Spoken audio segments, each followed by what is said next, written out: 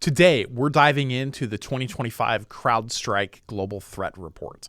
This is a threat intelligence report from one of the leaders in cybersecurity, and frankly, it reads like a wake-up call for every business leader, security executive, and resilience professional out there. This year's theme, the enterprising adversary. Let's talk about what that means and why you can't afford to ignore it. I'm Bryan Strawser, Principal and Chief Executive here at Bryghtpath, and this is the Managing Uncertainty podcast. Now, in nature, underestimating your predator is the fastest way for you to become prey. And the same is true in cybersecurity. That's what I took away from the 2025 CrowdStrike report. It shows us with very crystal clear clarity that adversaries are not lone hackers sitting around in a basement anymore. This idea of like what we saw in the movie War Games, which came out when I was like 10, isn't really what happens anymore. Hacking groups are operating like agile startups. They're fast, they're well-resourced, and they're ruthlessly efficient. They're organized, they're strategic, and thanks to generative AI, they're getting better and better by the day as they pursue their criminal actions. CrowdStrike's data shows that identity-based intrusions now dominate the threat landscape. More than 75% of breaches involved compromised credentials. So the adversary isn't just breaking down the door, they're logging in using your IDs, your credentials to do so. Here's a few sobering facts from the report. The first that stood out to me was breakout time. This is the time that it takes a threat actor to get into your system and then begin to move laterally across the environment. That time is now 62 minutes on average. The fastest that they captured was 2 minutes and 7 seconds. So if you're not detecting them within an hour, you're already behind and they're moving through your systems.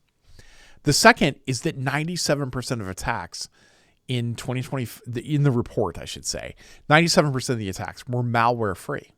97%. So these are not attacks. These attacks are harder to catch with your antivirus and old school rules. They're stealthy, they're more behavioral, and they exploit your identity infrastructure in a way that we haven't seen as much in the past. The third is that generative AI is playing an increasing role in these data breaches.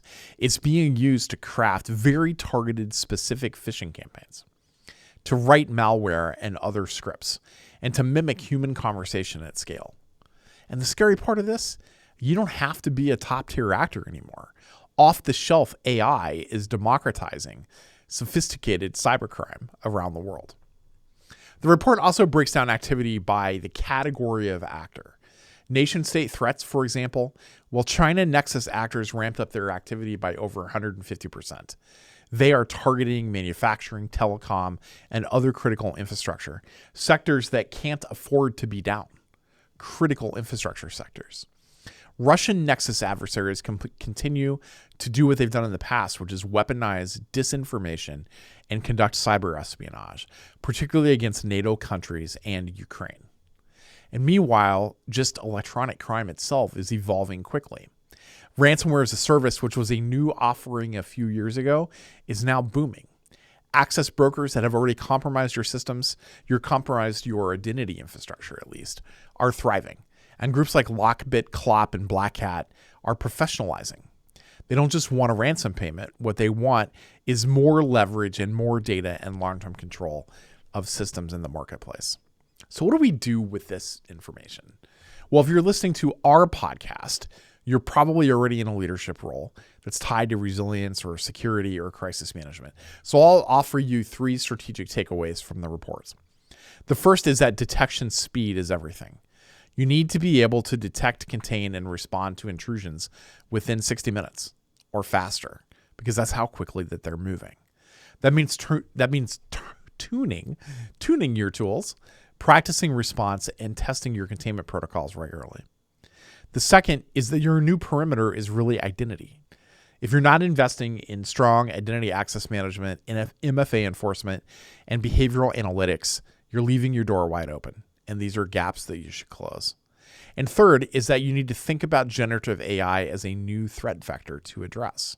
You need policies and playbooks and controls for the use of AI internally and externally. You should treat it like shadow IT because the adversary is already using these tools as a weapon.